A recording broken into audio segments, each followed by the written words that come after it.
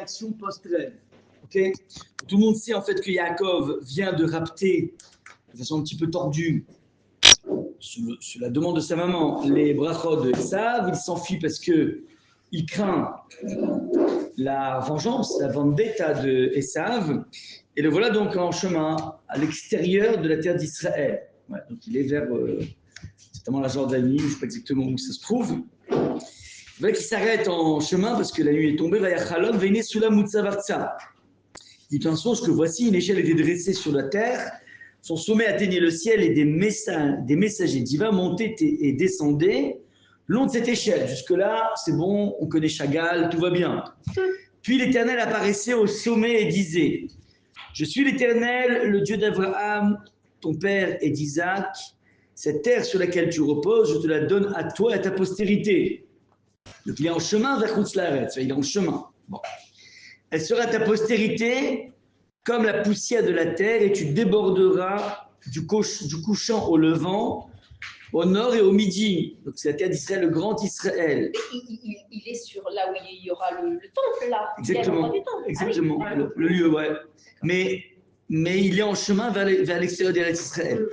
Et toutes les familles de la terre seront heureuses par toi et par ta postérité.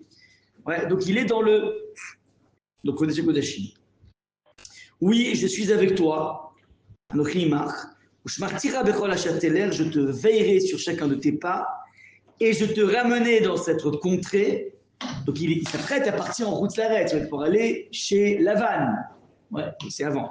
Mais pour l'instant, il fait une étape ici à Yerushalayim, au sein du Kodesh Kodashim. Et là, il a ce songe, car je ne veux point t'abandonner avant d'avoir accompli ce que je t'ai promis. D'accord? Jacob prononce ça, et à ce moment-là, il se vaïdor Yaakov Neder. Il prononce un vœu. Alors j'ai sauté les phrases où il se lève, il dit c'est pas possible, c'est un endroit saint, jamais j'ai vu ça. Il est impressionné. Et donc à ce moment-là, il décide de faire un vœu. Vaïdar Yaakov Neder, si le Seigneur était avec moi, vous avez vu, il y a un changement de police, je ne sais pas comment. Si le Hachem est avec moi, s'il me protège dans la voie où je marche, si il me donne du pain à manger, des vêtements pour me couvrir, si je retourne en paix à la maison paternelle, alors le Seigneur aurait été un Dieu pour moi. Vaya Amonai Lil Elohim. Ok? Donc il fait un vœu et il amène les conditions du vœu. Va'even azot. Donc si Béhémet, tout ça s'est réalisé, Va'even azot, cette pierre-là, Asher Santi Matseva, que j'ai érigée en tant que stèle, Yiyé Bet Elohim, ce sera la maison de Dieu. Et tout ce que je vais gagner, je vais prélever la dîme, entre 10 et 20%. D'accord? Aser, il y a un bégaiement, enfin il y a un dédoublement. Donc je vais donner 20% de toutes mes recettes. Ok? Bon, voilà ce qui est marqué ici dans Yaakov. Et quand on regarde tout le texte, on se rend compte que tout va bien, sauf une expression. Je répète, comment? Alors, si déjà, c'est un peu délicat, ça veut dire que c'est un Neder. Forcément un Dieu pour lui. Comment? Même si ça ne réussit pas, il aurait pu dire t'es un Dieu pour moi, même si ça réussit. Exactement. Le gros souci, c'est la dernière chose que je vais marquer en jaune. Ve'aya Hashem Dil Elohim. Tu seras pour moi un Dieu. Mais ça veut dire, Dieu, il est toujours Dieu. Oui, mais c'est le Dieu qui intervient dans le monde. C'est pas le Dieu c'est pas le nom de Dieu qui intervient dans le monde, pas du nom de Dieu qui intervient dans le ciel. Je sais pas. En tout cas, une chose est sûre, c'est qu'on a du mal, tous les rishonim ont du mal avec cette expression Ve'aya Hashem, et Hashem sera pour moi un Dieu. Qu'est-ce qu'on entend par là? Hashem sera pour moi un Dieu. Il a toujours été. Peut-être un Dieu de miséricorde. Alors, Elohim, justement, c'est pas ça. Ah oui, c'est vrai que C'est digne. C'est l'autre alors. L'autre, voilà. Donc en fait, alors, on va en parler de ça. Il dit les deux. Il dit Amonai et Elohim. Ouais, exactement. Vers Hachem, li l'Elohim. Il sera Dieu, il sera pour moi. Voilà, c'est ce qui agite un petit peu tous les commentateurs. Alors je m'inspire ici, à la fin, donc, je m'inspirais beaucoup du Maharal. Et avant, donc j'ai vu cité par le Rav Shmuel Levin de Deauville, deux commentaires que je voudrais vous partager, qui sont juste trois commentaires exceptionnels. Le premier, c'est le Bani Ishraï que j'ai photographié ici. Deuxième, c'est le Hirsch. Enfin, le troisième, c'est le M. Abanim Semecha. 3 commentaires qui vont essayer de gérer, comment dire, cette incursion du verset. Alors, évidemment, donc, il y a plusieurs questions. Il fait un vœu qui est, si vous voulez, conditionné. Je fais un éder. Alors, je vais donner quoi dans la balance? Je donne que cet endroit-là où j'ai mis la Matseva, ce sera un Beth Amikdash. Deuxième chose, je file 10% de mon fric, de mes recettes. Ça, c'est ce qu'il donne. Mais en contrepartie, il y a un deal. Et qu'est-ce qu'il demande? On va voir Yaakov. Imiye Elohim imadi. Je demande la protection rapprochée. On ne va pas être abandonné dans les affres de la galoute. Ou je ferai des badérets. Donc d'abord, je vais être avec toi. Ensuite, je veux une garde rapprochée. Parce qu'il y a des bêtes sauvages, parce qu'il y a des truands, il y a des brigands, ouais. Ou je ferai des badérets. Ouais. Azé, Hachanafri Olé. Et Vélatami Lechem Lechol. J'ai besoin de manger. C'est pas simplement être dans une relation sécure. Là, on a la pyramide de Maslow, ouais. Ouais. Ouais. Donc, Abraham Maslow, c'est un juif. C'est un feuge, ouais. Donc, c'est pas tout d'être dans une relation sécure.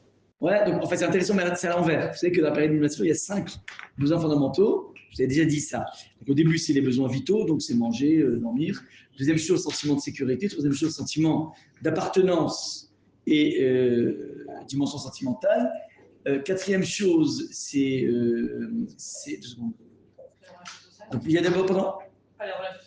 Oui, alors ça, c'est en troisième, excuse-moi. Donc, je répète. D'abord, besoin de physiologique. Deuxième chose, besoin, satisfaire les besoins. Donc, on peut pas commencer sans manger dans la vie, ouais, et sans dormir.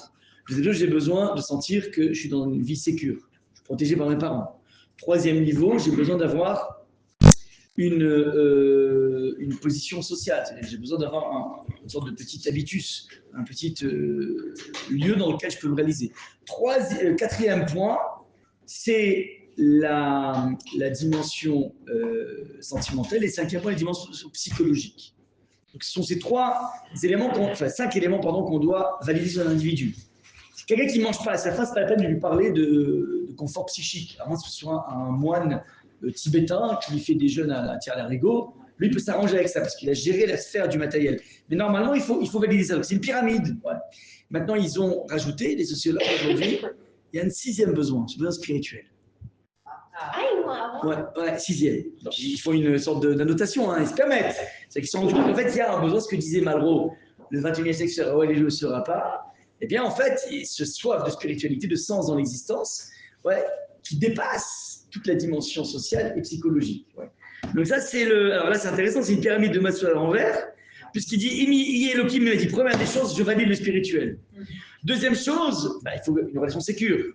Je m'arrive à dire, je vais affronter des Hezbollah et des Hamas, c'est compliqué. Tu sais quoi, tant qu'on y est, donne-moi à manger. Ou Beged Lilbosh. Donc c'est la fin de la pyramide, c'est le début de la pyramide, ouais, le socle, ouais. Il demande ça. Veshavti Beshalom, j'aimerais pouvoir revenir chez papa et maman, Beshalom. Ouais. Elle bête ta vie dans la maison de papa. Et en dernier, Vaya Hashem Li Elohim. Et que Hashem soit Dieu pour moi. Alors, demande le Ben Ishraï, de façon très très simple. Très directe d'ailleurs, papa. Voilà. Le Ben Ishraï, il dit la chose suivante. J'étais assez impressionné par ce Ben Ishraï, ouais. Alors, il demande le Ben Ishraï, je ne comprends pas.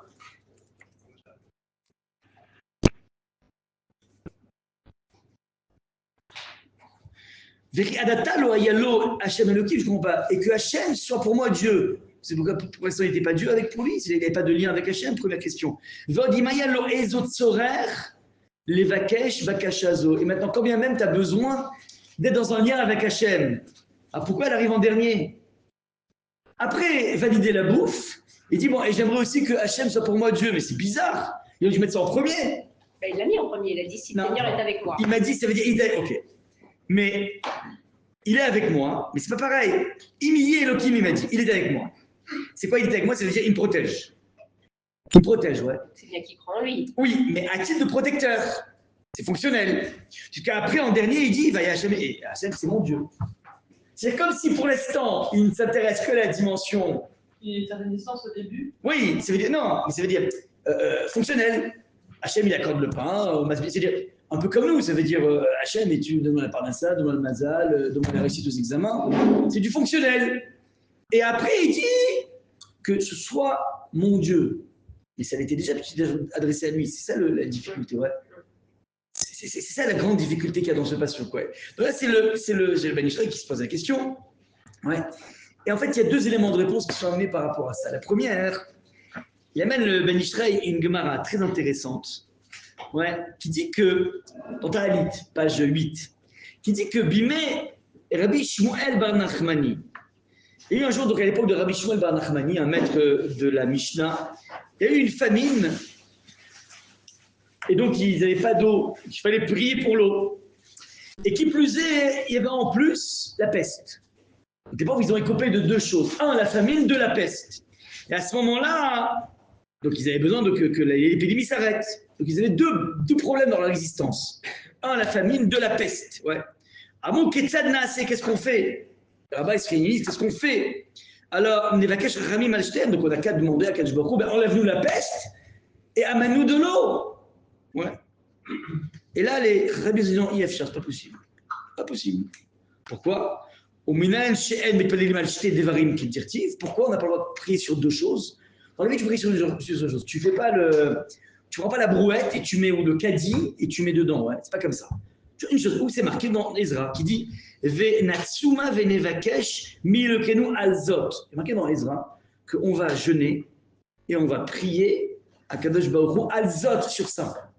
On pointe du doigt. Donc c'est-à-dire qu'on apprend de là qu'il faut être capable de concentrer cette fille-là sur un point. Le point plus névralgique. Donc en fait, il faut choisir dans la vie. Soit le Corona, soit la Parnassa. Qu'est-ce que je choisis? Ouais. Tu prends des actions chez Corona, les bières Corona, peut-être c'est la solution. Je sais pas. Non, ça veut dire, ça l'idée. Et donc là-bas, dans la Gemara, ils ont pris ça au sérieux. Et donc ils ont dit, bon alors, tu sais quoi, on va prier pour l'épidémie.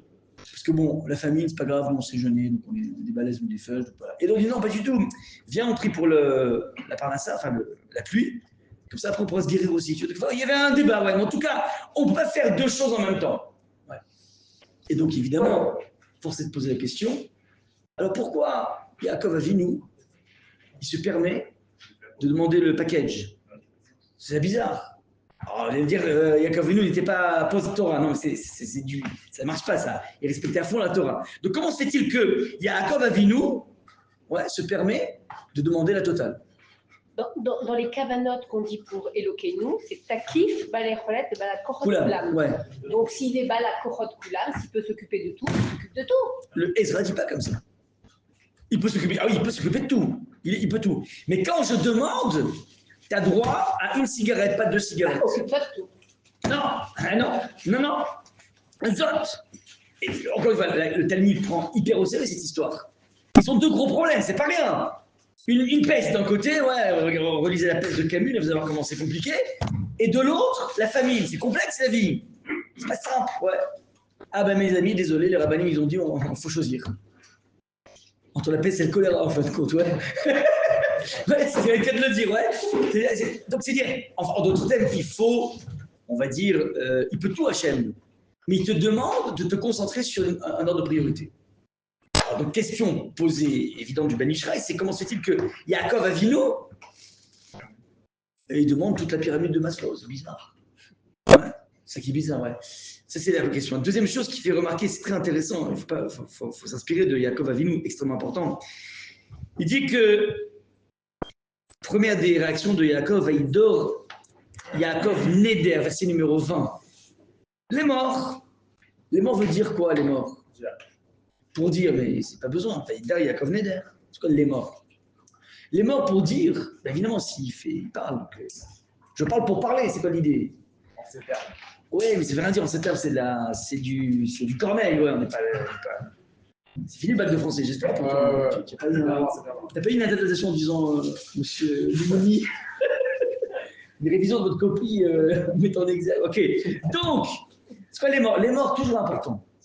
C'est pour transmettre aux générations. Donc déjà, Yaakov nous dit, tu as une angoisse dans la vie, tu as un problème, il est seul dans la nuit, avec tout ce que ça implique en termes de troubles, la première des choses, ouais, tu fais un deal avec Hachem. Il faut que tu transmettes ça aux générations. On va voir un peu comment le Abani Slicha, un grand rave, pendant la Shoah, utilisait cette fonction. Donc, demande le Bani Israël, comment est-ce possible que Yaakov demande tellement de choses, met tellement de choses dans le panier Amazon, il met tellement de choses, alors qu'il a droit à un achat, pas 2 achats. L'élément de réponse du Bani Israël, c'est extraordinaire. Il dit que, parce que la tfila de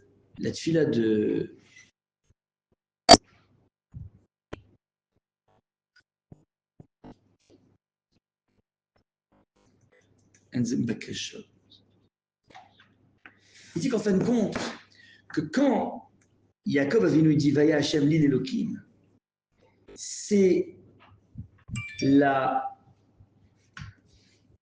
façon de créer un point commun entre toutes ces demandes.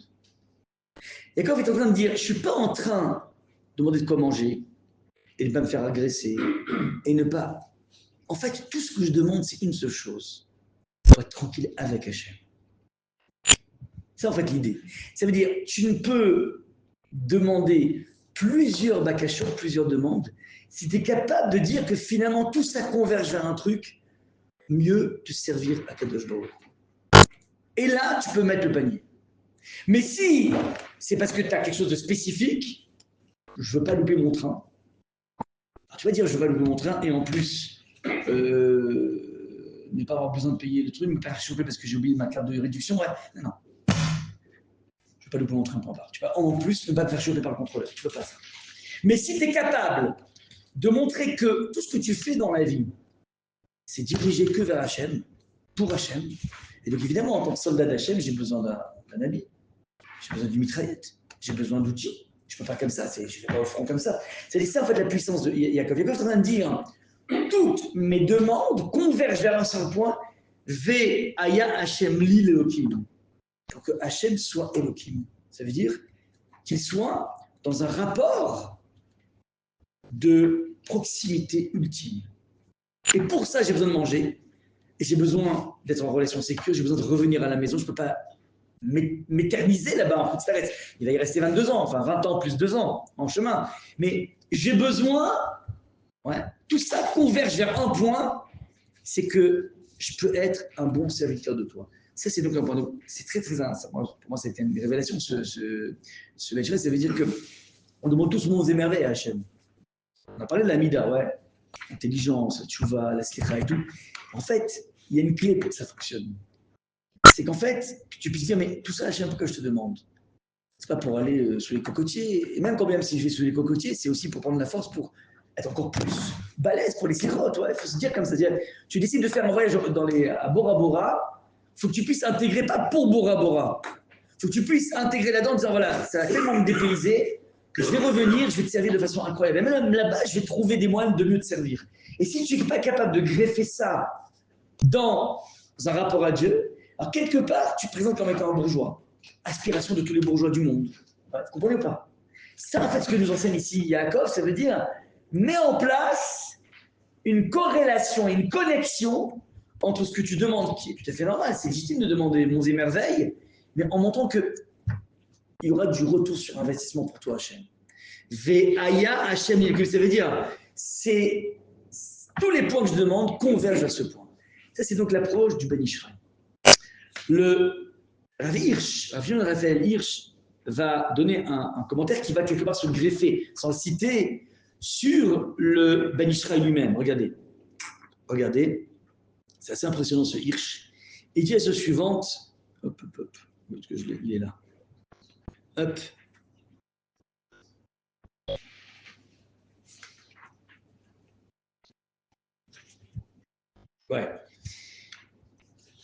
Il dit, Vaya Hashem li l'Elohim.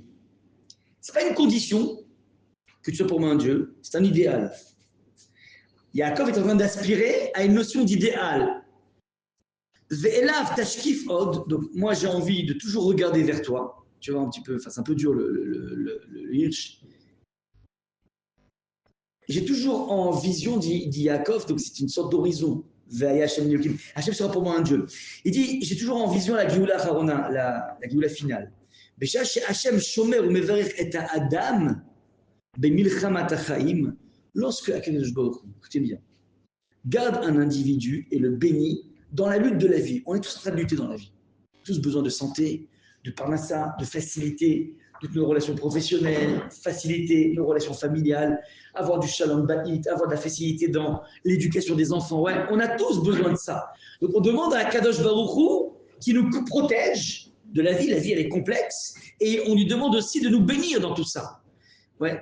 Et en fait, à Réhou, dans cette lutte pour la vie, Hachem, il se dévoile toujours Beshem Hachem, le nom de Amonai, c'est-à-dire le nom de miséricorde. Bemidat Arachamim, avec miséricorde. Et tout le monde veut puiser du réservoir en permanence. Ou là, ma Yehudi Arishon Omer, maintenant, le premier juif, c'est Yaakov, c'est le premier juif. Lui demande autre chose. Il n'est pas comme tous les autres. Qu'est-ce qu'il demande? Il demande, Vaya Hachem l'Elokim, je ne veux pas que tu sois Amonai pour moi. Je veux que tu sois Elokim, c'est-à-dire, Akash Baruch Hu, Shefa Chasdo, Hachem qui m'a donné toute cette influence et cette abondance de bonté et de bien, où Yélilokim sera pour moi un Dieu, She'enorak Noten ou Mashpia, qui passe son temps à donner et à influencer, qui imdoresh She'yaaser etzono bechol oto shefa. Il dit, j'ai pas envie simplement que tu me donnes. J'ai envie que tu exiges de moi un retour sur investissement permanent.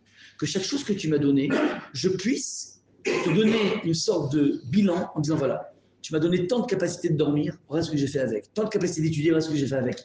Il y avait comme ça un rave qui s'appelle le Ponovitch Rebbe, celui qui a créé la Yeshiva Ponovitch. Donc lui, c'est un rescapé finalement de la Shoah. Il était un grand maître et il dit comme ça que dans sa vie, donc il a dû ensuite, pour reconstruire le monde de la Torah, il a dû perdre beaucoup de temps pour aller consulter les donateurs, pour aller voyager aux États-Unis. Donc il dit donc, je ne peux pas dire dans ma vie, je ne pourrais pas vous dire à Hachem que je n'ai pas perdu une minute, c'est pas possible. Mais, dit-il, dans les 7 ans où j'ai étudié en Chavruta avec Rav Elchanan Wasserman, dans la yeshiva du Chafetz Chaim, ils étaient les deux les élèves du Chafetz Chaim, il dit, sur les 7 ans, je pourrais tenir la comptabilité auprès d'Hachem pour lui dire, en 7 ans, je n'ai pas perdu une minute. Il raconte qu'il faisait des siestes de 30 secondes. Donc ils étudiaient comme des fous, et dès qu'ils avaient un moment, tac, ils avaient un chronomètre, 30 secondes de sieste, tac, ils repartent. Des lions. Et je ne vous parle pas de Rabbi Akiva il y a 2000 ans, je vous parle des personnes qui étaient pré-Shoah, post-Shoah, ouais. Rav Kahneman, le fondateur de la Yeshiva Ponovitch, ouais. Donc ça veut dire, ce que demande Yaakov, c'est je veux que tu m'attendes au tournant sur le retour sur investissement de ce que tu m'as donné. Alors encore une fois, on n'est pas à ce niveau. Mais il joue le rôle de la symptote, Yaakov. Il joue le rôle de l'individu dans lequel il faut tendre. Le premier juif te montre ce que Hachem attend. On va voir de façon plus forte juste après. Ouais. C'est ça qu'il dit le Rav Hirsch. C'est-à-dire, tu me donnes beaucoup d'outils, des capacités. Mais tu sais quoi, Hachem, ça ne me gêne pas que tu me demandes un compte rendu de ce que tu m'as donné.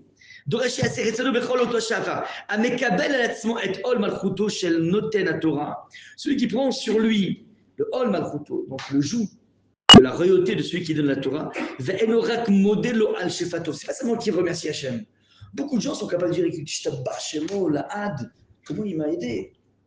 J'ai monté cette affaire, ça a fleuri, après j'ai monté ça. Je j'ai la main heureuse grâce à Dieu, c'est vraiment, je l'aime Hachem et je vais faire des tonnes de dons et tout. Ça veut dire, les gens qui sont capables de trucs. Et ils vont traduire ça en dons, par exemple. Mais tu sais quoi, peut-être que le bonhomme, Hachem, il attend de toi plus que ça. C'est magnifique de faire don. Quand on c'est mieux, il y en a qui ne font même pas de dons. Mais peut-être qu'il attend que tu sois beaucoup plus assis dans l'étude de la Torah, dans les tfilotes. Ah non, écoute, moi, je m'acquitte comme le fisc. C'est-à-dire, j'ai réduit l'assiette fiscale, après je vais payer, et puis vous laissez tranquille. Ouais. Non, alors Yaakov te dirait non, va plus loin, mon frère. Va beaucoup plus loin. Ouais. Amekavel kol letiot libo menetzel kol pruta. C'est-à-dire que tout ce qui se passe dans mon psyché, dans mes midotes, dans chaque chose que j'ai reçue d'Hachem, il est devenu milliardaire, Yaakov. Il va s'arranger pour qu'il n'y ait pas un copec soit mal utilisé. Ça, c'est ce qu'il fait, ouais. Etem les retin Hachem a rezé Hachem l'Elokim. C'est en fait, Vaya Hachem l'Elokim. Hachem il est pour moi Dieu. Donc je ne veux pas, regardez bien attention, celui qui a adressé la parole à Yaakov dans le rêve, c'est Ani Hachem, Vavke. Et qu'est-ce qu'il lui dit? C'est extraordinaire. Qu'est-ce qu'il lui propose? Il lui propose Vaya Zaracha, verset numéro 14, qui est Afar Haaretz, comme la poussière de la terre. Paratzta, et tu vas t'étendre Yama, ouais, à l'est, à l'ouest, au nord, au sud. Donc il lui propose d'abord la progéniture gigantesque, des milliards de petits Yaakov. Il propose le grand Israël, c'est-à-dire le plus grand parc immobilier, le plus incroyable qui existe. Ouais. Ensuite, il lui dit, qui plus est, toutes les Mishpechot à Adama, donc le monde entier va être béni par toi, au Bezaracha. Ce sont eux qui auront les clés de la bracha. Je vais distiller les bonnes idées à Einstein et pas aux autres. Ouais. Et à Zuckerberg et pas aux autres. C'est pas la bracha dans le monde, elle jaillira que à partir de tes descendants. Ça veut dire, waouh, le jackpot, quoi. Ouais, alors j'ai oublié de vous marquer dans le texte, c'est dommage parce que j'ai eu un problème avec la pagination, peu importe, mais il se lève et il dit, waouh, c'est un truc de fou, vous pouvez le voir dans le Chumash. Il dit, Zeshar Hashama'i vanochi lo yadati. C'est pas possible, je suis dans une terre, dans un lieu saint. Ouais. Il se lève, il dit, c'est pas possible, je suis dans un lieu saint. Vanochi lo yadati. Et je ne savais pas, j'ai entendu. En fait, j'ai pas fait attention, mais j'ai foulé une terre. Ouais, moi, ça m'est arrivé une fois quand j'étais à 17 ans, un programme de la découverte d'Israël. Donc, on était logé pendant 4-5 jours à Jérusalem, dans un hôtel qui était vers Ben Yehuda. Et moi, je découvrais le hôtel, donc j'allais, chaque fois, dès que je pouvais, je fonçais. Alors, moi, je sais pas, j'étais un peu dans mes pensées, et d'un coup, j'ai commencé à passer par le passage où il y a les Arabes. Donc, il y a 2 militaires, ils m'ont dit, t'as pas le droit de fouler le. Enfin, va-t'en d'ici, là, c'est un endroit où les Juifs ne mettent pas le pied. J'avais passé par l'esplanade des mosquées presque pour aller au... Ouais. Donc, ça veut dire, c'est un endroit, tu ne foules pas le pied, tu ne peux pas, il faut être en tahara, déroulé. Donc, ça veut dire, lui, il dit, waouh, j'ai fait une bêtise, quoi. Mais je ne savais pas. Shogeg, ça veut dire, c'est par inadvertance. Et Rachid traduit sur place, il est incroyable ce Rachid. Vanochi yadati. Veim yadati, car si j'avais su, ouais. Lo alarti, si j'avais su, je n'aurais pas venu, comme dirait Brigitte Fossé, ouais. Si j'avais su, je n'aurais pas venu, je ne serais pas venu, ouais. Alors, le Rachid est incroyable. Mais je ne comprends pas, mais là, Hachem, il t'a proposé le jackpot. Donc, sans faire exprès, tu obtiens le jackpot en faisant une bêtise. Mais sans faire exprès, ça va, c'est bon. C'est bon, tu as les bons numéros du l'euro million. Ah non, non, non. Moi, si c'est avoir les bons numéros de l'euro million, les 200 millions qui sont promis, mais en passant par quelque chose, moi, ça ne m'intéresse pas. Wow.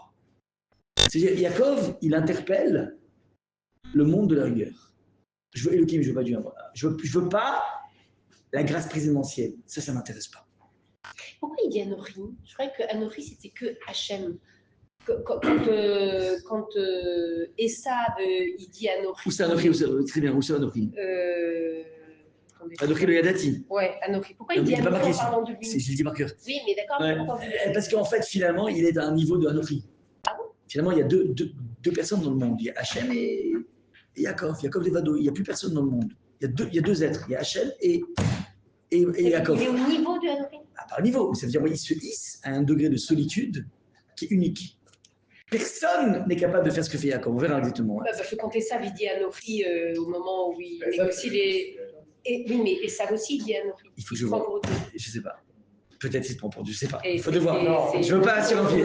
C'est Yaakov qui explique dans les fautes qui dit Je sais pas les amis. Quand il fait le truc des lentilles. Anochi olech lamout, elle a raison. Anochi olech lamout, je m'apprête à mourir. Ouais, elle a raison. Il faudra voir, je ne sais pas. Ça faudrait faire un cours sur Anochi, je ne sais pas. Quand Jacob est dans l'attente, finalement, il est dans le confort, et tout est précède quelque part. C'est le Dieu de miséricorde qui est à cet endroit-là. Ouais. Quand il sort, quand il est dans la nature, c'est que ça va être. On voit, il va devoir. Mais Hachem lui propose de le confiner. Mais du coup, est-ce que c'est pas aussi quelque part Elohim pour venir être dur envers ses ennemis? Non, parce que Hachem. Non, parce que non, c'est un choix de Yaakov. C'est ça que je veux dire. C'est qu'Hachem, il se présente Ani Hachem en rose fuchsia. Ça a préservé le fuchsia, l'imprimante de notre ami. Ouais. Ani Hachem. Donc celui qui voit, c'est Hachem, c'est pas Elohim. Et Yaakov fait un détournement de nom. Ve'aya Amonai l'il Elohim. Amonai, je veux qu'il soit pour moi Elohim. Je veux pas du Amonai. Mais c'est pas aussi une aide, finalement, Elohim, contre les personnes qui sont autour? Non. Non, pas du tout. C'est Amonai. Amonai, c'est la protection rapprochée. On a vu, regardez, le jackpot, c'est un truc de fou. Il a la progéniture incroyable. N'oublie pas qu'en fait, ils vont tous se retrouver comme son père et son grand-père avec des femmes stériles. Donc c'est quand même cool d'avoir ça, ouais. C'est une dynastie de femmes stériles qui va affronter le peuple juif. Donc déjà en tant que tel, c'est extraordinaire. On lui promet une progéniture de malade. On lui promet un parc immobilier. Vous comprenez que l'immobilier, c'est complexe. Surtout dans cette partie du monde, vous savez aujourd'hui les tarifs à Tel Aviv, ouais. C'est-à-dire Neuilly à côté, c'est les bidonvilles, quoi. Neuilly au Passy, c'est des bidonvilles maintenant à côté de. Ouais, je suis désolé, hein, mais c'est des. Mais je ne vous parle même pas de Tel Aviv, je parle même de des petites contrées comme Beit Vegan, ça a pris. Ça, c'est clair. C'est complètement fou. Exactement. Ça veut dire, tu comprends qu'en fait, maintenant tu proposes à un bonhomme, Yaakov, le parc immobilier du Grand Israël. Et les amis, ça comprend la Syrie, le Grand Israël, hein, la Jordanie, ça comprend l'Égypte, ça veut dire c'est le Grand Israël, pas la Dordogne, ouais. C'est pas un département, c'est le grand. Ouais, vous imaginez un petit peu le jackpot, ouais. Donc, et il lui propose, qui plus est d'être. En fait, la bracha dans le monde ne passera que par toi et tes descendants. C'est vrai, si tu veux, et d'ailleurs, c'est fou cette phrase, mais vous savez que c'est des réalités historiques, que partout, tous les pays qui ont chassé leurs juifs ont périclité. L'âge d'or espagnol, ils ont fait l'expulsion des juifs d'Espagne et c'est devenu de l'Azut, jusqu'à aujourd'hui d'ailleurs. Ouais. C'est de l'Azut l'Espagne. Et partout, c'est-à-dire partout on a, et inversement, partout on a accueilli les juifs. Et prospérité colossale, regardez les States. Maintenant, c'est intéressant, la seule exception, c'est l'Allemagne, qui faisait partie quand même des pays les plus forts. Mais attention, ils ont payé très cher. Ils ont payé très cher des réparations. Ça veut dire qu'il y a des familles entières en Eretz qui ont pu étudier toute leur vie grâce aux réparations allemandes.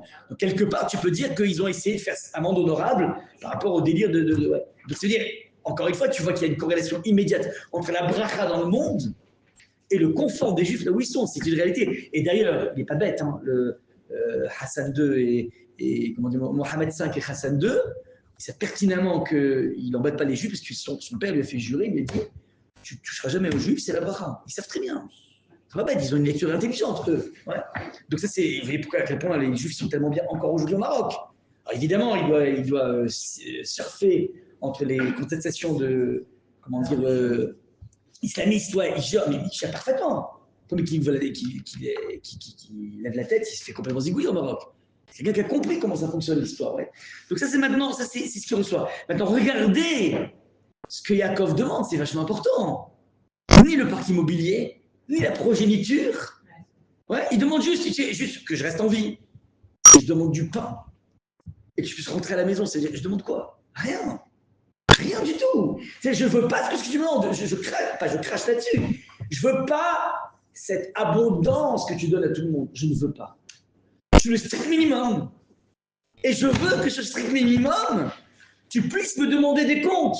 Qu'est-ce que tu as fait avec ça? Qu'est-ce que tu as fait avec ça? Qu'est-ce que tu as fait avec ça? Ça, c'est Yaakov Aya Hashem Elohim. Ce qu'il demande, ouais. Donc, c'est pas, si vous voulez, en dernier, c'est pour dire non, tout ce que je demande participe d'une seule chose. C'est je veux tisser un lien adulte avec toi. Le lien, à mon avis, c'est le lien maternel, enfant. Il aime les bananes. Fais Tony encore de bananes. Attends, du calme, le père, il dit attends, Léo, tu vas exploser son foie. Non, mais il est trop mignon, il est trop gentil, ouais. Ça, c'est à mon avis. Le mari joue le rôle d'Elohim en général. Alors, en général, maintenant, on peut l'inverser, peu importe. Il faut pas qu'il craque, ouais. Mais là, au bout d'un moment, une fois, 7 ans, 8 ans, 9 ans, arrive un moment, à 17, 18 ans, il faut dire non, je ne veux pas ton fric. Non, je veux pas. Je vais m'assumer. Aujourd'hui, il faut attendre 30 ans pour ça, mais c'est pas grave. Ouais, mais vous comprenez le point ici, ça c'est comment dire, le Rav Hirsch qui se superpose quelque part sur Bani Israël, qui dit voilà, finalement, tout converge vers une seule chose, si c'est un lien adulte avec Akadosh Baruch Hu, et qui vient quelque part mettre de côté complètement la dimension à mon avis. Et pour ça, je peux tout demander. Parce que finalement, ma vie reflète le rapport de l'homme à Dieu, en bas. Tu vois, tout ce qui se passe dans ma vie, tout ce qui se passe. Mon lever, mon coucher, mes trucs, mes distractions, tout ce que tu regardes, tout ce qui se passe. C'est certes des moments pour moi, mais c'est pour Hachem. Jamais Hachem est à l'extérieur de ça. Ça, c'est Yaakov. Ok. Maintenant, allez, je vous amène ici un bombe atomique qui est en fait le Amabani Selecha. Amabani Selecha, c'est le Rav. Je ne rappelle plus son nom. C'est l'arrière-grand-père de Rachmod Levi, de Deauville. Il a écrit un livre pendant la Shoah en 1943. Il était dans un grenier, camouflé, en Hongrie. C'était un des plus grands rabbinim de son époque, Rav Tertal. Ouais. Et comme tous les grands rabbinim orthodoxes de l'époque, c'est des antisionistes à fond. Ça veut dire, il y avait déjà, avant 1948, ouais, il y avait déjà beaucoup de mouvements sionistes pour venir en terre d'Israël et tout. Et il faisait partie de tous les rabbinim orthodoxes, pas personne qui faisait exception, qui ont dit c'est une catastrophe, il ne faut pas attendre la venue du Mashiach, il faut attendre la venue de la raison du temple, donc on ne doit rien faire. Et donc il y avait des oppositions farouches entre le judaïsme orthodoxe et le monde sioniste.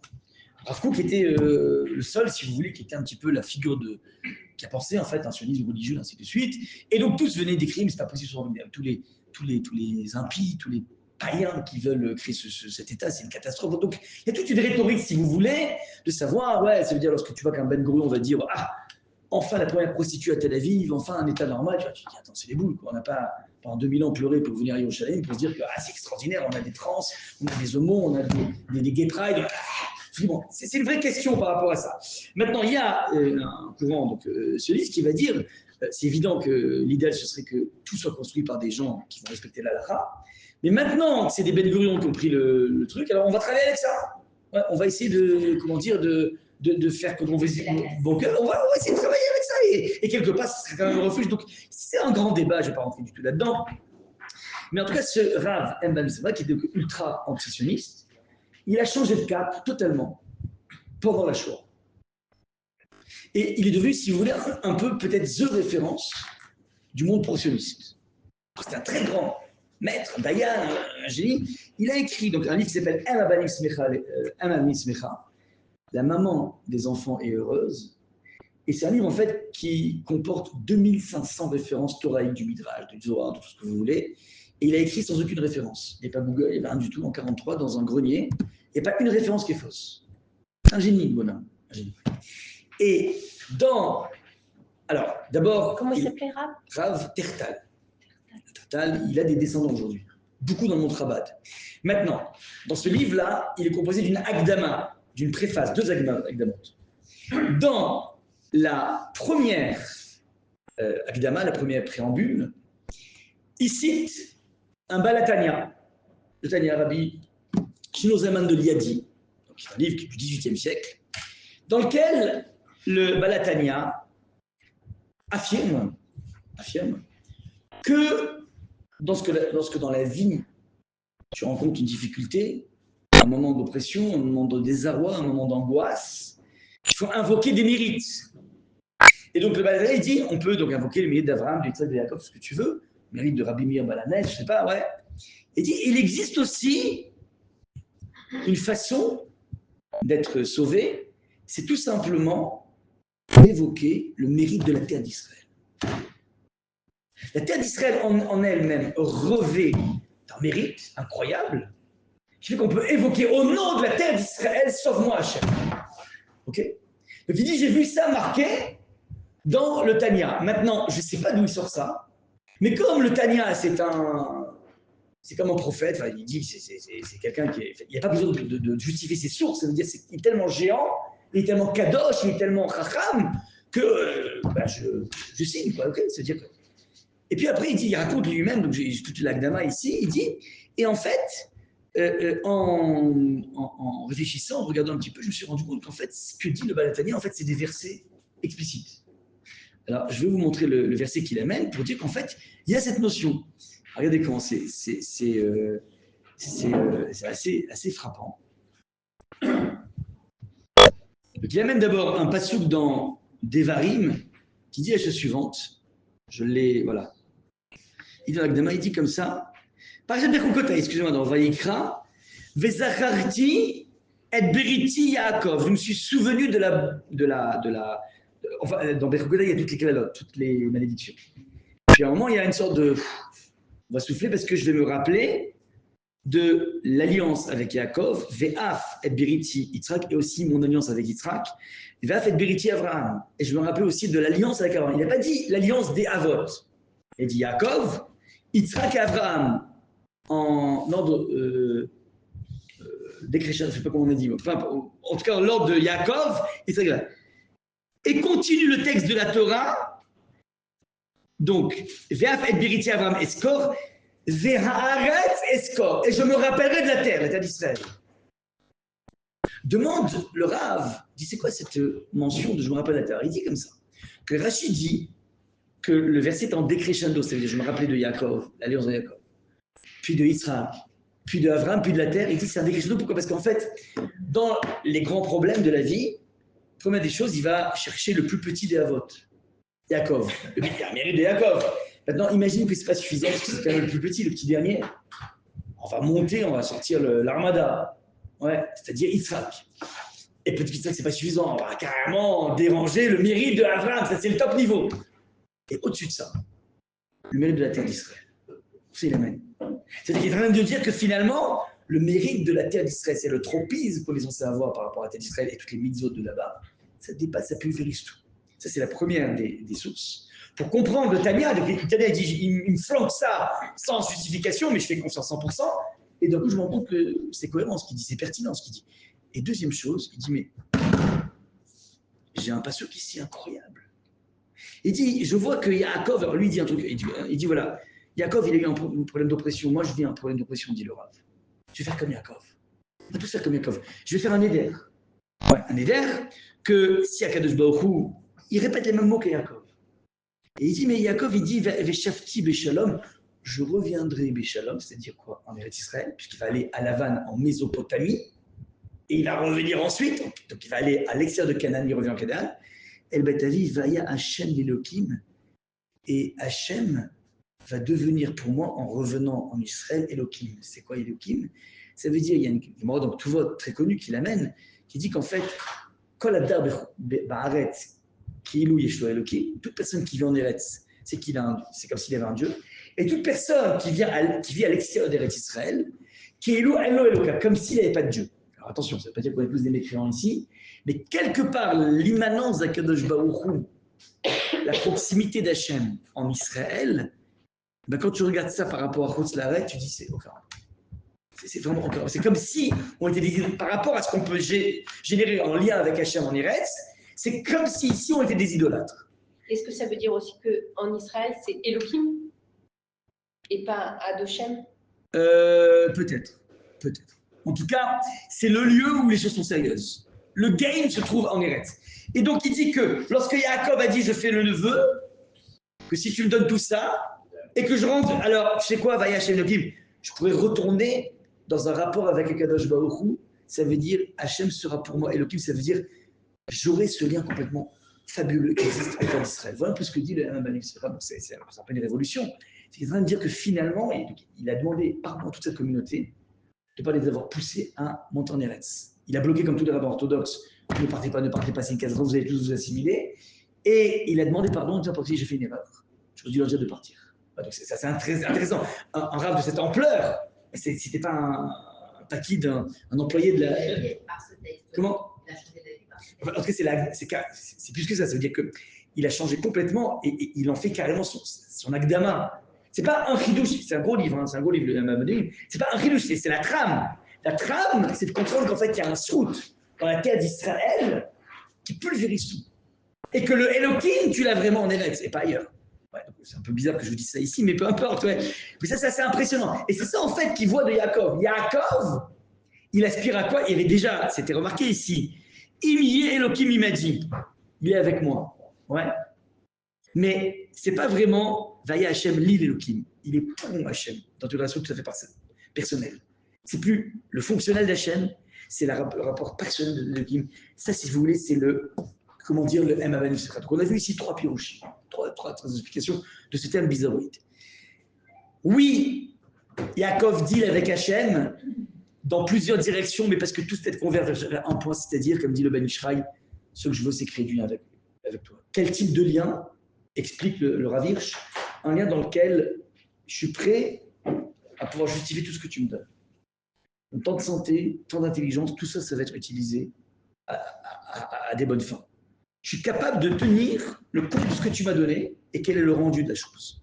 Enfin, pas déjà, depuis du temps, on reçoit beaucoup plus que ce qu'il nous donne. Vous êtes d'accord qu'en fait, personne ne pourra dire à Roshana, tu sais, à quel Baruch, tu sais, j'ai pas perdu une minute. Ouais, cette année, alors, ça veut dire, dès que j'avais une minute, c'était Teilim, c'était Gemara, c'était Bikur Cholim, c'était. Ouais. Mais c'est intéressant, on n'est pas comme ça. Mais c'est de comprendre que les moments de détente, les moments de off, sont aussi des moments qui se convergent pour prendre un peu de force pour être dans un rapport avec Hachem. Ça, c'est le Ben Ishraï. Enfin, c'est vrai, ça veut dire, il y a ici une prise de conscience de Yaakov en partant justement, en quittant la terre d'Israël, qu'en fait, il faut recréer ce tropisme essentiel, parce que c'est le gain qu'on joue en Eretz Israël. Maintenant, une fois que je vous ai dit ça, puisqu'on travaille sur Elohim, alors on va revenir carrément aux fondamentaux. Fondamentaux, en fait, la première occurrence de Elohim se trouve, comme vous pouvez l'imaginer, dans le premier verset de la Torah. Ouais. Et le texte dit comme ça, Bereshit bara Elohim. Ouais, je n'ai pas besoin de vous l'apprendre, tout le monde le connaît. Tout le monde l'a annonné au moins au Talmud Torah. Au commencement, Dieu créa le ciel et la terre. Hyper simple. Et qui est marqué? Qui est marqué, Valérie? Elohim. Dit Rashi sur place, un Rashi d'anthologie. Velo Amar bara Hashem. Celui qui a créé le monde, c'est pas Elohim, c'est pas Amonai, tu vois ou pas? Il n'est pas dit Hachem créa, c'est-à-dire, il n'est pas dit Amonai créa, mais Elohim créa. Ok, on est bon ou pas? Oula, qu'est-ce qui se passe? Mais je l'ai même pas en hébreu, je peux vous aider. Non, la couleur, elle est. Ouais, la couleur, elle est trop. ouais, désolé, ouais, c'est la faute. Ouais, exactement, c'est pas possible.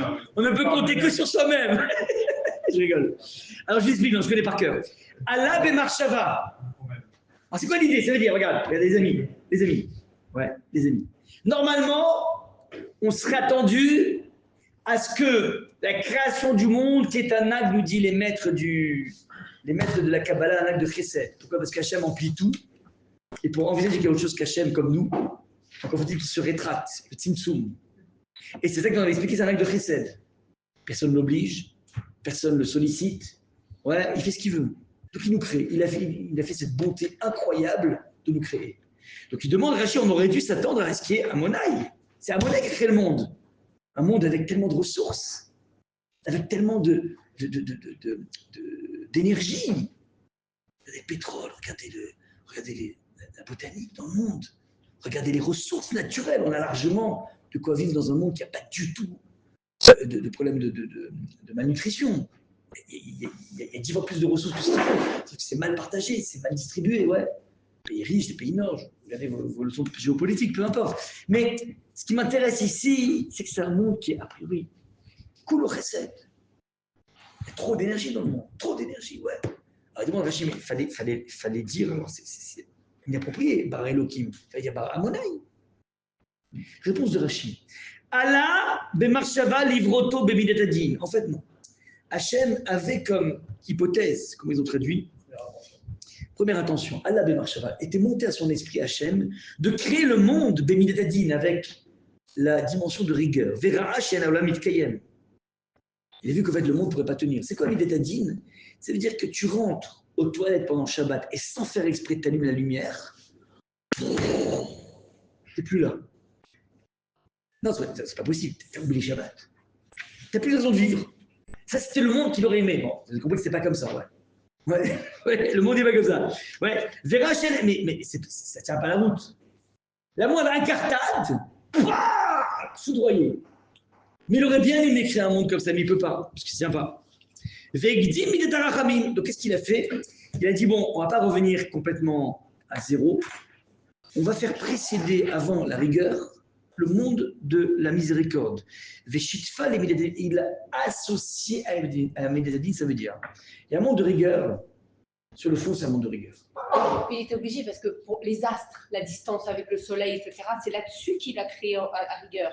Parce que si c'était plus près du soleil, on brûlerait, plus loin, on gèlerait. Ouais. Donc, dans la... Ça, c'est l'équilibre, c'est pas la rigueur. Bah, si, c'est la rigueur, c'est au... Ok, oui, non, mais je parle, non. Mais je parle, oui, ok, d'accord, au millimètre. Mais je dis même par rapport à l'homme. Oui, mais on peut concevoir que c'est la rigueur dans la création du cosmos, Ouais. et qu'après... Non, dans l'homme aussi. Dans l'homme, on va voir tout de suite. Très bien, on va voir. Donc, lui, sur le fond, la vie, c'est pas un long fleuve tranquille, sur le fond. Mais attention, il a mis un packaging agréable. Au fond, c'est complexe la vie. Pas évident. Je ne croyais pas qu'en fait, les gens échappent à toutes les vicissitudes de l'existence. Milchamat Tachaim, comme dit le Rav Hirsch. La vie, c'est une guerre. Et quand tu crois que tu es tranquille au niveau Parnassa, comment dire, il y a d'autres problèmes qui jaillissent. Ouais.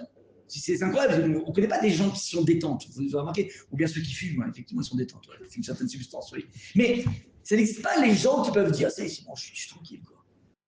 Tranquille, ouais. Ça n'existe pas, il y a sans arrêt des combats en permanence, ouais. Donc ça, c'est le monde rigoureux, ouais. Maintenant, attention, Hachem, il met du temps à s'énerver. Il y a un packaging qui est hyper agréable. Ouais, c'est le packaging. Alors, Ve'aïnou dirti Beyom Asala. On verra plus tard dans le texte de la Torah qui Beyom Asot Hashem Elohim Eretz Hashem, c'est Beyom Asot Hashem Elohim. Amonai Elohim a créé le monde. Donc c'est Elohim qui a fait ou c'est Hashem? Alors il dit non, il y a un projet initial qui a avorté et ensuite le projet dans lequel nous sommes c'est Amonai Elohim. Okay, Amonai Elohim. Demande le Maharal de Prague, il dit mais qu'est-ce que je m'en fiche de la pensée première d'Hachem? Comme si tu vois l'architecte qui a construit la défense.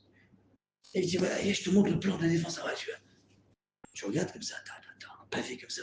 Je dis, mais attends, mais ça ne correspond pas, c'est pas ça la société générale, c'est pas ça là. Il dit, non, là je t'ai montré ce que j'avais pensé faire. Je dis, je m'en fiche, je t'avais pensé faire. Montre-moi les plans de la défense. Je ne vois pas les. Non, je m'en fiche. C'est quoi ça? Qu'est-ce qu'on s'en fiche? Comment Hachem aurait bien aimé voir le monde? Ok, alors il a vu que ça ne marchait pas, donc le monde qu'on connaît, c'est Hachem Elohim. Alors il s'est trompé. Il avait une ambition qui a avorté. Alors, quand c'est ça, dit le Maharal, réponse du Maharal, extraordinaire. Il dit, on te renseigne sur son Nava Amina, ça veut dire sur son hypothèse de base, pour laisser la possibilité, dit le Maharal, à tous les individus d'exception, pour se hisser à ce niveau d'hypothèse. C'est pas le commandé mortel, mais c'est Yaakov. Vous comprenez, Yaakov, quand il dit Hachem est venu en rêve, il m'a proposé le jackpot. Tu sais quoi? Je lui dis ciao, ça m'intéresse pas ton jackpot. Tu sais quoi? Moi, ce que je veux, c'est Elohim. Quelques individus. Le premier juif, comme il dit le Rav Hirsch, le premier juif, il dit non, moi, je veux cette ambition. Petite parenthèse, la transcription, ça, chez les mères juives, ça donne quoi? Mon fils, il sera Einstein. Mais c'est ça qui se passe, c'est-à-dire, on met la sacerdote très haut. Attends, mais il est moyen en maths. Non, je sais, il va réussir. Ouais, il va réussir, peu importe. Au pire des cas, il cartonnera dans les centres dentaires, c'est pas grave. Mais je veux Einstein, mon fils. Ça, c'est ce qu'est Elohim. C'est, mon enfant, je ne peux pas imaginer autre chose que le sauver du monde. Ça, c'est ce qu'on a à l'intérieur de nous. Les mères juives, ouais, ça, c'est ce qui se passe. Maintenant, il faut cette ambition. Parce que si tu crées un monde de rachamim, c'est un monde de médiocrité. C'est le culte des médiocres. C'est pas grave, il pardonne Hachem. Ah, c'est vrai, il est gentil Hachem. Il est adoré, c'est pas grave. Tu peux faire attention, c'est pas grave. Ouais. Ça, c'est pas ça le monde que Hachem veut.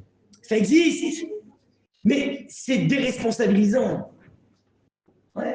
J'ai une temps que je dis, c'est pas grave, Dieu il ferme les yeux, oui, jusqu'à quand il ferme les yeux, ouais. Ouais. Au bout d'un moment, tu grandis pas quand tu fermes les yeux sans arrêt, ouais, tu vas grandir. Donc ça, c'est. Alors maintenant, regardez, dernier point, je vous amène une bombe.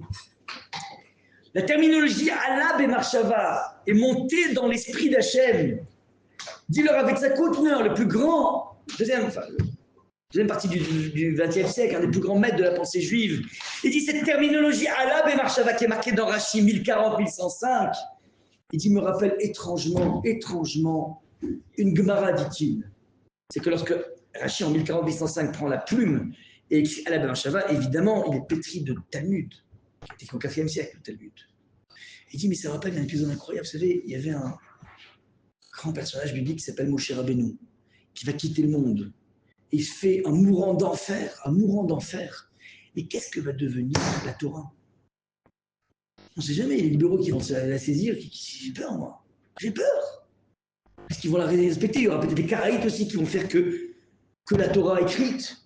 Et tu les vois comme ça, avec des téphilines comme ça comme Ben Ainecha, comme ça, ouais. Et il n'y a pas de plata Shabbat. Parce que l'oté varouage bechol mouche voterem. Tu n'as pas le droit de faire passer le feu dans toutes vos demeures Shabbat. Donc c'est un monde sans électricité. Il n'y a pas de plata.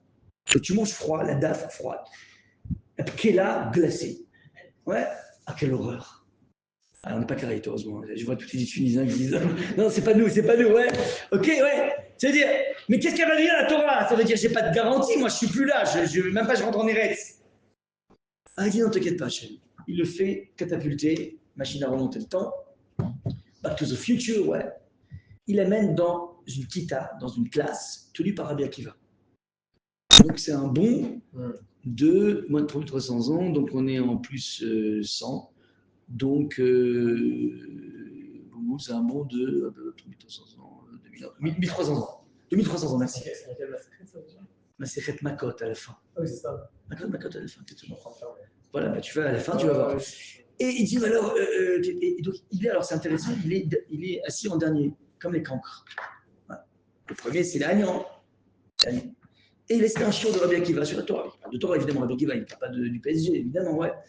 Et il ne capte rien. Il est déprimé. Il passe par toutes les couleurs. Mais qu'est-ce qu'il raconte? Il est complètement déprimé. C'est justement son angoisse est devenue prophétie qui s'est auto-réalisée. En fait, il s'est déconnecté, quoi. Et à un moment, il y a un élève qui pose la question, il dit, mais Rav, Rabbi Akiva, pourquoi vous dites ça? Ah, il tape sur la fin, il dit, non, ça, Alacha Moshe Sinaï. C'est une Alacha qu'on a appris de Moshe au Sinaï. Ça veut dire, Moshe Rabbeinu n'arrive pas à comprendre le déploiement de la Torah qu'il lui a transmise, parce que c'est une entité infinie, mais il comprend en fait que tout est connecté avec ce qu'il a transmis. Il respire. Et là, il remonte au ciel, Moshe, il parle à Hachem, il dit, attends, j'arrive pas à comprendre. Pourquoi tu m'as choisi à moi pour transmettre la Torah au béni Israël? Quand tu avais un calibre comme Rabbi Akiva, qui est un guerre, petite parenthèse, qui s'est converti, tu avais quelqu'un d'une telle hauteur, pourquoi c'est moi que tu as choisi? Pardon, avant ça, ouais. Et Hachem lui dit, tu sais quoi, je vais te montrer sa mort. Il montre comment Rabbi Akiva fait partie des Asara Harogé Malkout, les 10 martyrs. Et le texte du Talmud nous décrit, donc on le lit à chaque fois à Tisha B'Av, que les Romains lui ont peigné, avec une broche, ils l'ont scalpé, un scalp intégral, pas comme les Indiens, mais intégral, tu vois. Et il voit ce scénario absolument impossible. Et à ce moment-là, Moshe Rabbeinu s'adresse à Hachem, l'interpelle et lui dit, mais Zotora Vezosrara, mais c'est ça la Torah? Alors d'abord, il donne deux questions. D'abord, pourquoi tu m'as choisi à moi et pas lui? Beaucoup plus grand que moi. Donc, il atteste, Moshe Rabbeinu, que Rabbi Akiva est plus haut. Et il lui donne une deuxième question, mais Zotora Vezosrara, mais c'est ça le salaire de la Torah? Ça paye tellement mal la Torah? Et à ce moment-là, je me dit à Moshe Rabbeinu, Shtok, tu te tais, car Allah bemarshava livro et haolam. Car comme ça, Allah bemarshava est monté dans ma tête de créer le monde. Et là, qu'est-ce que veut dire ici à ça veut dire, c'est exactement le monde auquel aspirait Hachem, c'est-à-dire pas un monde de torture, c'est pas ça. C'est qu'au moment, c'est très important de le préciser, lorsque ses élèves l'ont vu souffrir tellement, ils ont dit, mais alors, comment dire, pourquoi tu ne pries pas à Hachem qui t'abrège la vie, une sorte de crise cardiaque? Et il répond, toute ma vie, j'ai attendu ce moment incroyable de pouvoir faire Shema Israël dans cet état. Et mon Rav m'expliquait, en fait, c'est quoi l'idée de Rabbi Akiva? Tu es obligé de faire Shema Israël? Non. Il dit, Rabbi Akiva, tu n'es pas obligé de souffrir dans la vie. Tu vas faire Shema Israël pépère. Il dit non, parce qu'en fait, Rabbi Akiva descend de Guérim. Et donc, Rabbi Akiva, de Guérim, donc de converti. Donc, Rabbi Akiva n'a pas dans son patrimoine, dans son histoire, l'idée qu'un juif est capable d'être un martyr pour Akadosh Baruch. Il est en train maintenant de faire le gain de ce qu'il n'avait pas dans son sang. On a tous des descendants de gens qui sont jetés dans des fosses. Voilà, dans la ville il y a une ville de Worms, ouais, en Angleterre. Pas de Worms, pardon, j'étais allé dans cette ville, ça s'appelle York, la ville de York. New York, c'est à New York. Avant, il y a York, c'est en Angleterre. Cette ville est une cathédrale. Au Moyen-Âge, il y a les Juifs qui sont réfugiés là-bas. Et après, ils étaient poursuivis, ils sont tous jetés. 1000 juifs dans la même journée qui sont morts. Et c'est tellement brutal comme chose qu'il y a un kherem qui a été mis en place dans cette ville.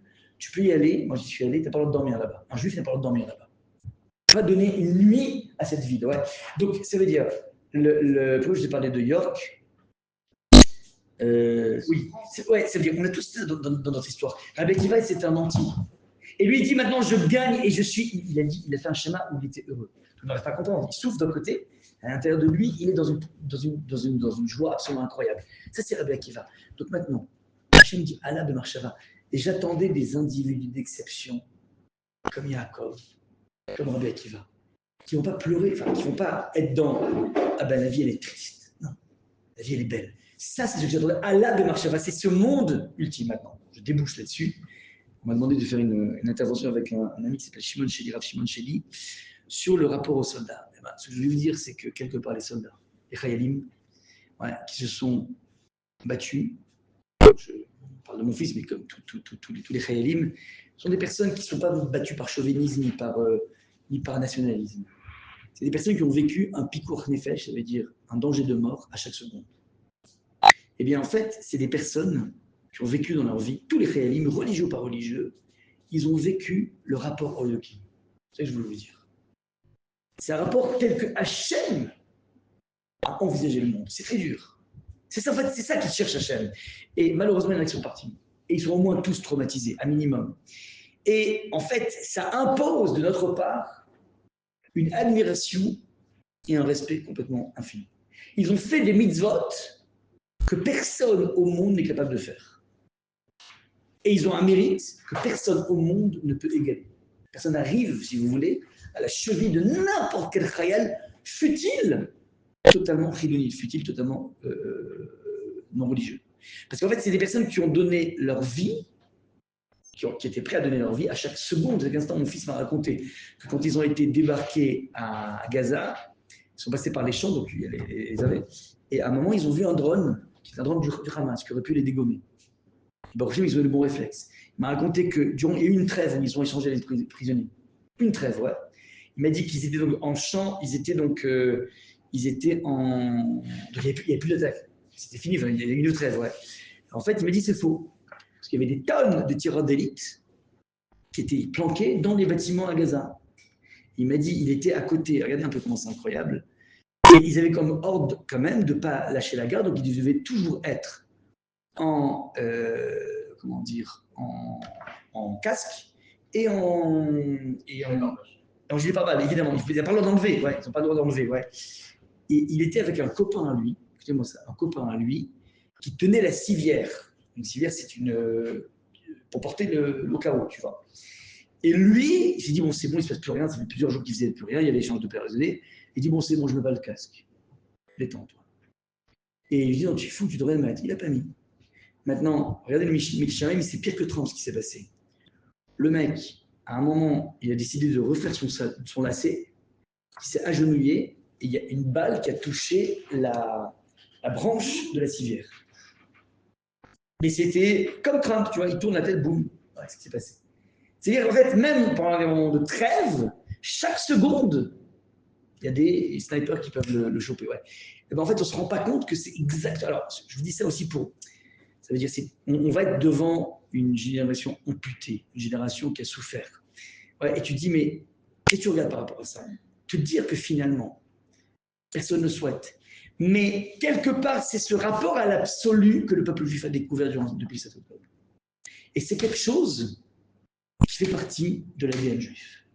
C'est dur, je veux dire quelque chose de dur, mais c'est important que je vous le dise parce que c'est exactement ce qui se trame ici. Et c'est Yaakov qui va être, d'après le Ravish, le premier juif. Le premier juif, c'est celui qui est capable de dealer avec Hachem pour lui dire, moi, ce que je veux, c'est être dans un rapport adulte. Je m'en rappelle. Waouh.